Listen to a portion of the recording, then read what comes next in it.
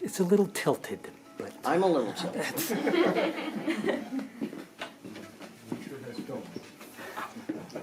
Perfect. So again, hello everyone. Thank you for coming here tonight as we hear from author Sam Peterson discuss his new book, Sugar, a Memoir of Craving. My name is Marella, and I'm the Events and Social Media Coordinator here at Flyleaf Books, and I'd like to thank you all for coming here tonight and supporting our store. To make our events more accessible, we are recording tonight's event, and it's going to be in our YouTube channel within a few days. And to be mindful of our colleagues, I do ask Sam and Molly to please conclude by 7 p.m. because we are closing the store. And now, a brief introduction. Sam Peterson is a writer, pet portrayist, public speaker, and non-profit employee. He grapples with major depression and addiction. His writing can be found in Gender Outlaws the Next Generation, Fashionably Late, Gay, Bi, and Trans Men Who Came Out Later in Life, as well as his Grammy-nominated book, Chunky, a Memoir of Institutionalization, and Southern Hospitality, on Transgress Press. East Durham, North Carolina is his home, where he lives with his muse, Walter the Cat. He was recently diagnosed as an overachiever, which he refuses to believe, as he considers napping to be his favorite hobby. And he currently hosts Why Live, a podcast about breakdowns and breakthroughs. Thanks. Thank you, Marella.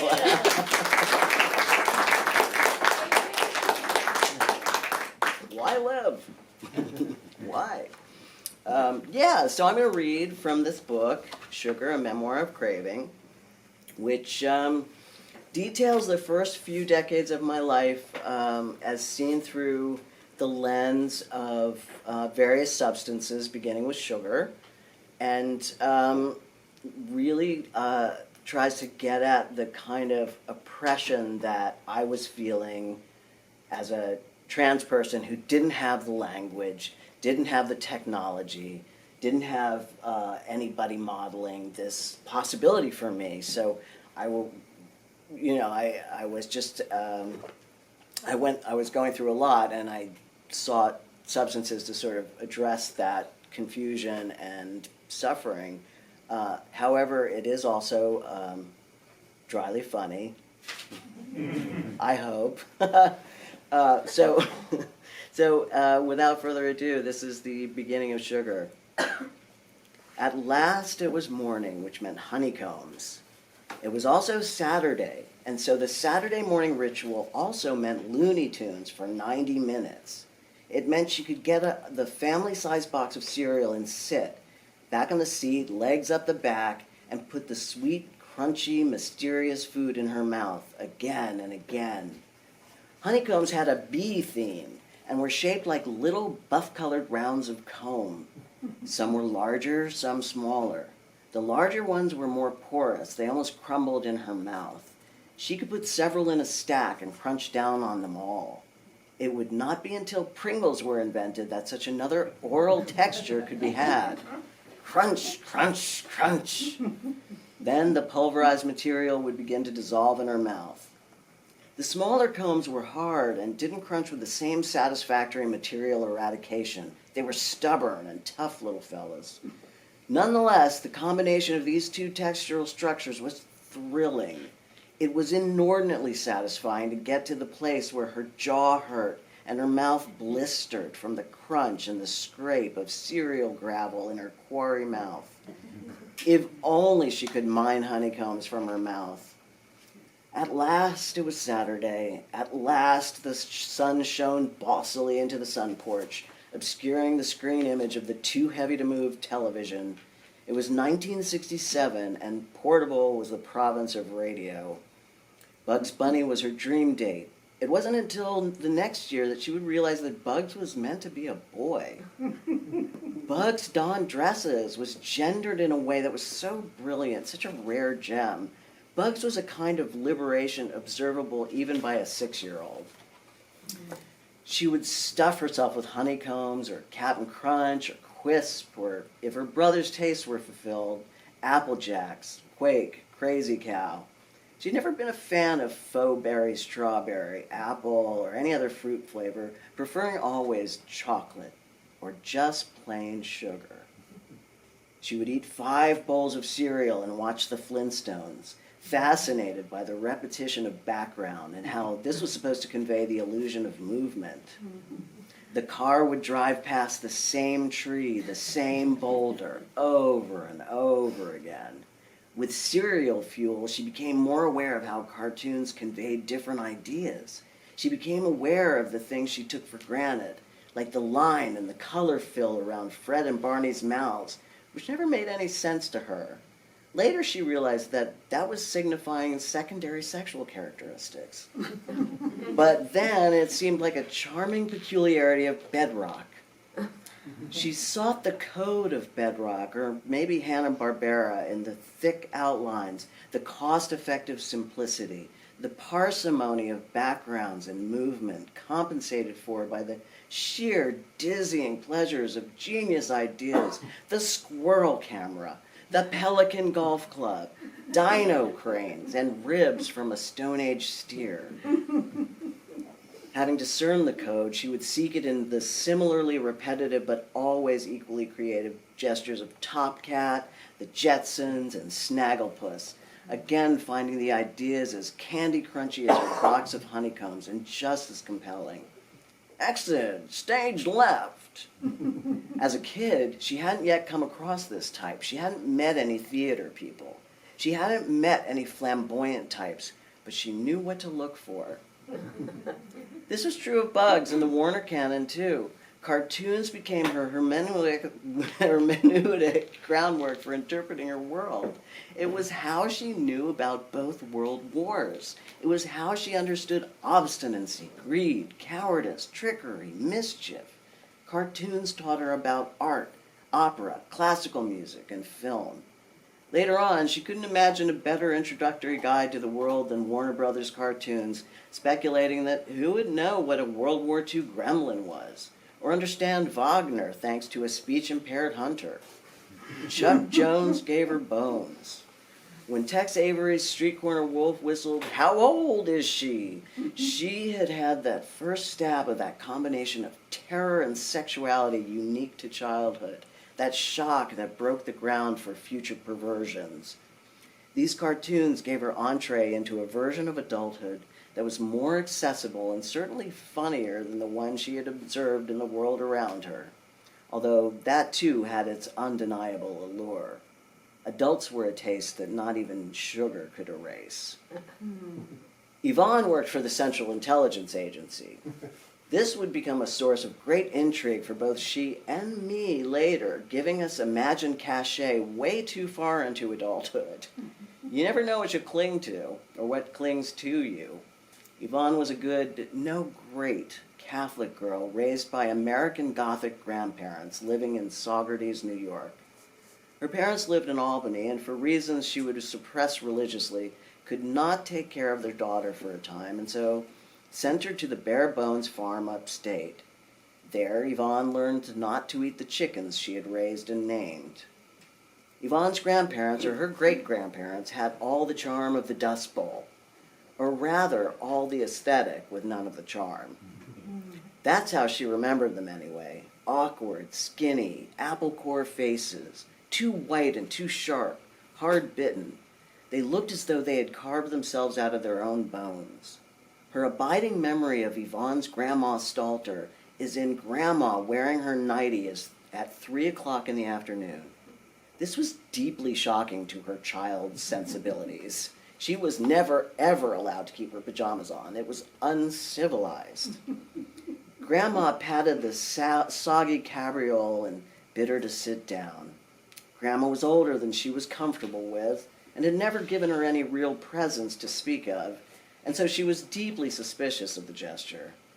However, she knew her place and sat down. Without any real introduction, Grandma commenced to share a roadmap of aches and pains. The kicker came when the old woman hiked up her nightie and bid the child to touch a spot on her knee. Feel this bone.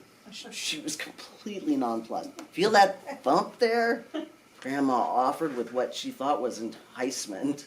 No, she did not feel a bump. She could not feel her own face for her disgust. It's a bump on my bone. Higher. Mama Capobianco, the old woman's daughter, said something to stop her mother from further traumatizing her granddaughter. The nightie stayed high up on the pale crepe of Grandma's thighs, and she fled as fast as she could. I don't recall this, but I do know who she is. I'm confident she went into their larder. The smell was sweet, like old marshmallows and kindness. It was both foreign and comforting. She would have searched for something sweet there, finding but discarding Mama's dietetic chocolate chip cookies, which were always so compelling. She would have tried one just to make sure, but they were disappointingly sugarless. I remember marveling at how something so real could be so faked. Mm-hmm. Mama's diabetic desserts were her first understanding of ersatz, devil-made devil food. In the crannies of the cupboard, behind adult cereals and satanic sweets, she might come across the real thing, or at least an antique semblance of it. A crumpled bag of cookies from when the family was last there, stale candies from Halloween. She didn't care. In losing their flavor and texture, they had acquired the taste of the larder. Despite the lack of freshness, there was chocolate there and her grandmother's love. Her mother Yvonne loved her mother Harriet. Harriet looked like her parents, Appalachian, grapes of wrath, but with all the heartache and soul, a hard, knotty wood. Artists would ask to draw Harriet. She was a Dorothea Lange woman, but with an authentic mildness all her own. Now that she thought of it, it might have been the war that sent her mother to live with her scarecrow grandfather and bump-absorbed grandmother. She cannot imagine the privation to only get 4 chocolate bars a week for the entire families seemed beyond harsh. I know how this makes me look. But the things like flour and coffee held no meaning for me then, and as I grew older and impoverished myself, I could never imagine a world where I simply couldn't steal what I wanted. Harriet must have sent her mother off to Socrates, while Harriet worked towards the war effort, collecting metal or sewing or whatever they set women to task with.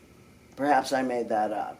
Perhaps this is the product of too many Hershey's Kisses, a stale bag of which I found near the floor of my grandparents' larder. Nearby, Bugs is playing hairdresser to mesmerize a monster. She is in her uncle's old room, eating make-do saltines and pawing through his old copies of Mad Magazine. Again, she finds herself confronted with the unknowable text of adulthood. Some of it she gets, and it's really funny, but there's a chthonic drum throughout the entire experience that the dry crackers barely touch. One day, she finds a copy of something that's not mad in his room. Good, because those rear-page folding posters were killing her. It took her years to figure those out, and still they didn't always make sense. It's something called National Lampoon, and because it has a cartoon on its cover, she's intrigued. She's a box of Captain Crunch, which at this time in her life might be her drug of choice. She loved all of it, even the flayed surface of her mouth from eating too much at once. So she's well equipped for what she's assuming will be a more adult incursion. The covers are sometimes relatable. She understands what? Me lie? She understands Me lie is a mad reference, although she does not understand in the moment why me lie is spelled so weirdly. Not long after, the whole Cali Me Lie massacre tragedy trickles down to her consciousness through sheer repetition of like-minded cartoons, and she can recall this cover and make sense of it because Captain Crunch is a great memory enhancer. In fact, Captain Crunch will always taste a little like Vietnam, with a middle note of Jane Fonda. In one or another of these rags, she will stumble into a comic. It is of a man with a boy over his knee, but instead of spanking the boy, he is ironing the boy's bare bottom. This image is so intensely erotic And while she recognizes its violence and is not a little disturbed, she is transported by the narcotic sex appeal, enlarged by Nestle's Crunch Bars she's managed to purloin.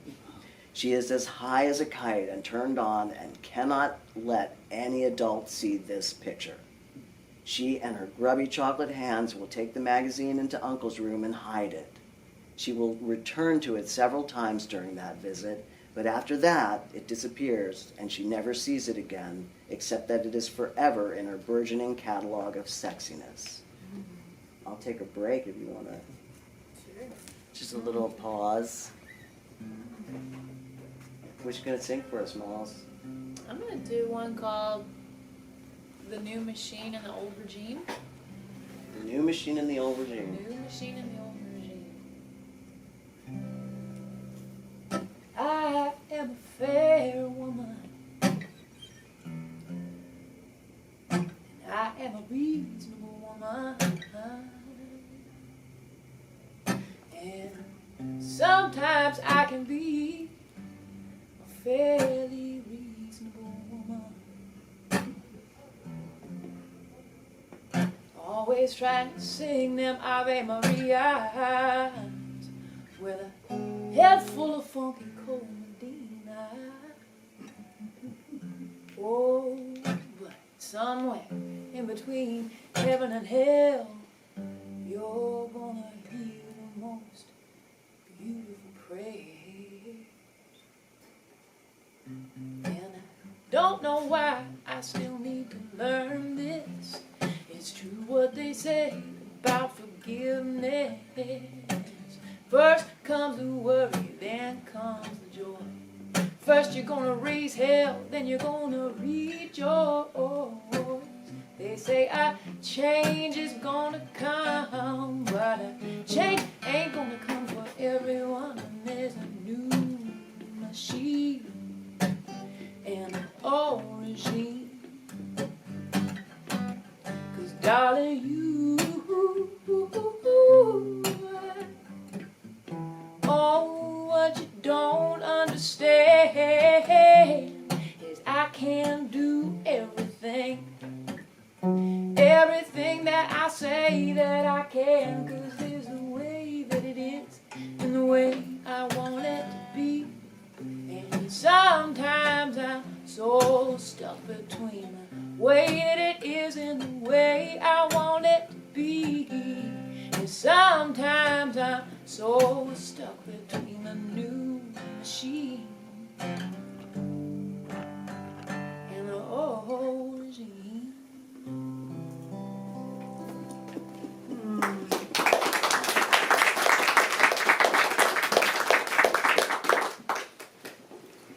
Back at home, it is an orgy of color.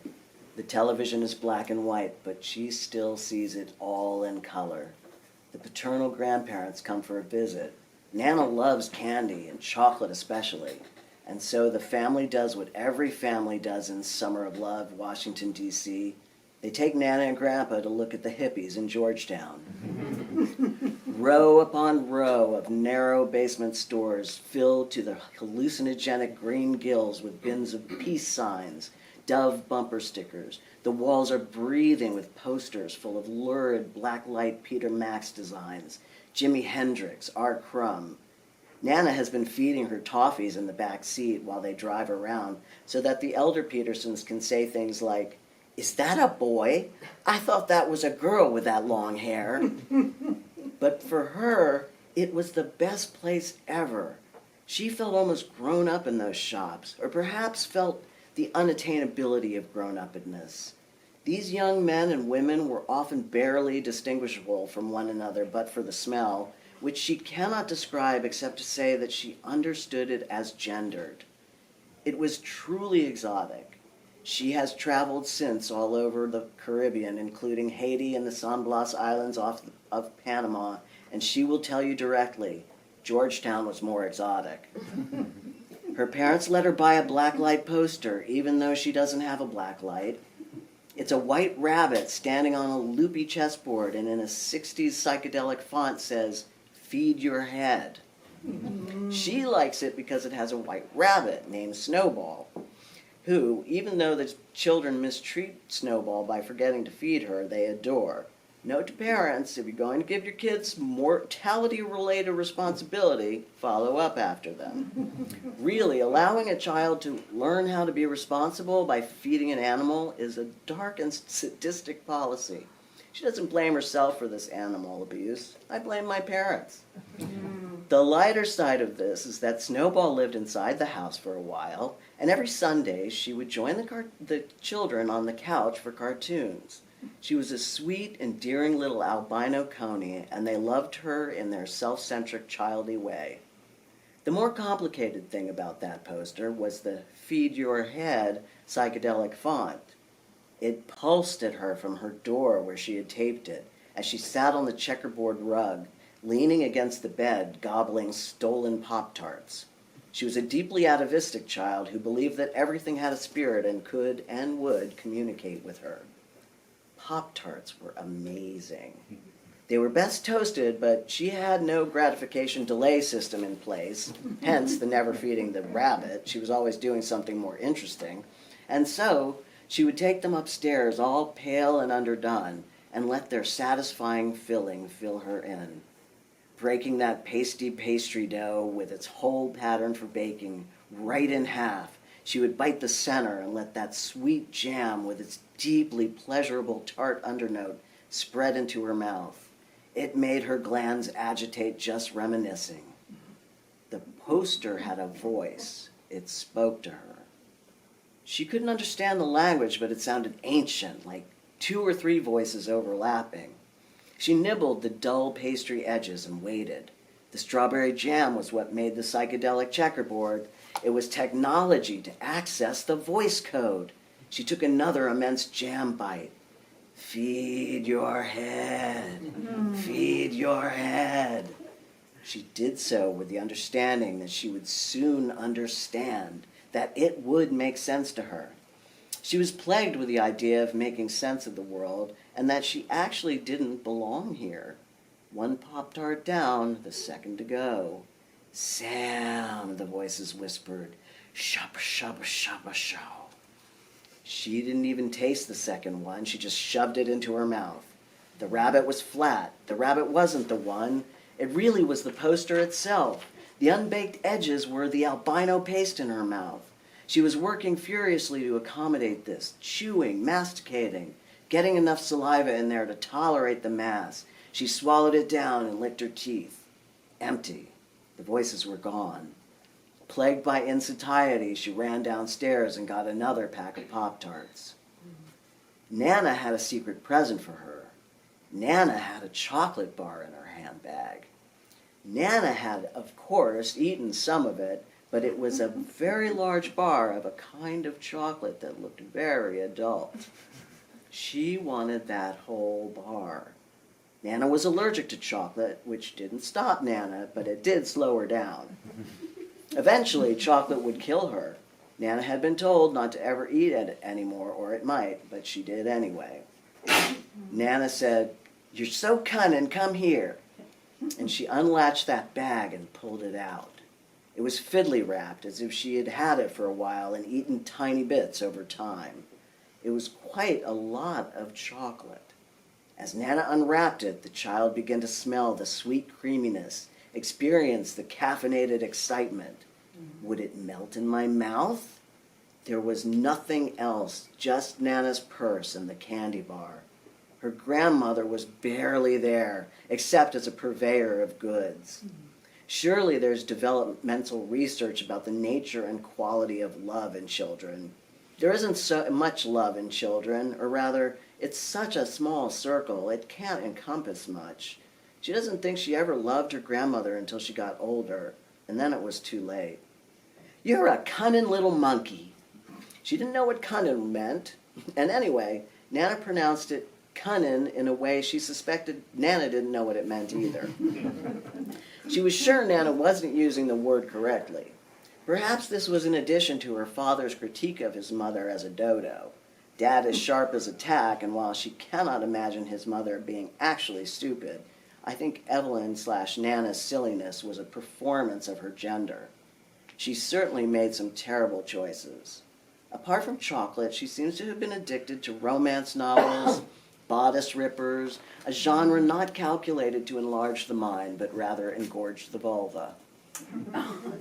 Evelyn, Nana, vanished into the vortex of need. She sidled over to Nana, cunning little monkey that she was, inhaling molecules of the capacity of her own love, which then could only extend to her mother, father, brother, Bugs Bunny, and sugar in the form of chocolate. Those molecules pulled her love circle ever tighter, although as she drew towards Nana for a moment, it expanded to encompass the entire world. Her grandmother, her brother's room where she was standing, her boring grandfather, everyone, everything, even the terrible Allen family down the street. Smelling that possibility opened the aperture wide. As soon as Nana commenced peeling back the shredded and knotted foil to expose the chocolate, how much was she offering me? Am I getting the rest of the bar? The aperture shut, excluding everything. A snapshot of a girl and her beloved. You mustn't tell anyone that I have this. I'll give you some, but you must keep it a secret. Like all children since the beginning of time, she promised to keep a secret. And of course, told her mother later that day. Why do people ask children to keep secrets? Why does anyone ask anyone to keep secrets? I am too much a fan of a good story and forget my troth often. Having said that, I am also then and now a repository for many, many secrets. There are some which need to be kept. Oh, the chocolate was too little. Already she had learned that she needed quantity to be satisfied. A section or 3 of a chocolate bar was tantamount to torture. Really, she was better off with nothing, as nothing wouldn't whet that insatiable appetite. Surely Nana knew this. She is my chocolate kin, after all. But I realized, having said that it surely was a torture for her to offer me any. I guess we're even.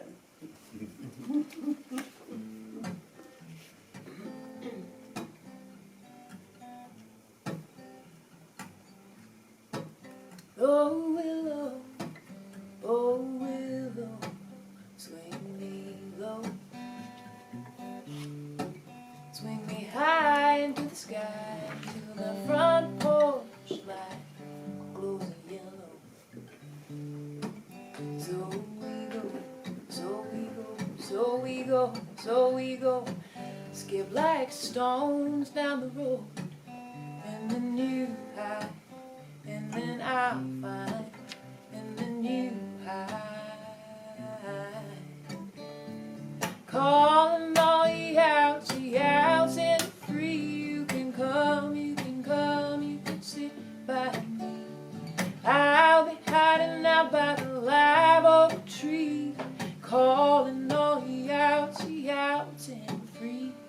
Calling all ye outs and free. You can come, you can come, you can sit by me. I'll be turning stones in the rosary beads. Calling all ye outs and free. Poke holes in jar, and you fill the stars, and you get dizzy and silly, and you stare hard at your garden art, and the painted saints look stoned as they pray. Call them, they just stay that way. Come out, wherever you are. Come out, wherever you are. Calling all ye outs and free. You can come, you can come, you can sit by me. I'll be hiding out by the live oak tree. Calling all ye outs and free. Calling all ye outs and free. You can come, you can come, you can sit by me. I'll be turning stones into rosary beads. Calling all ye outs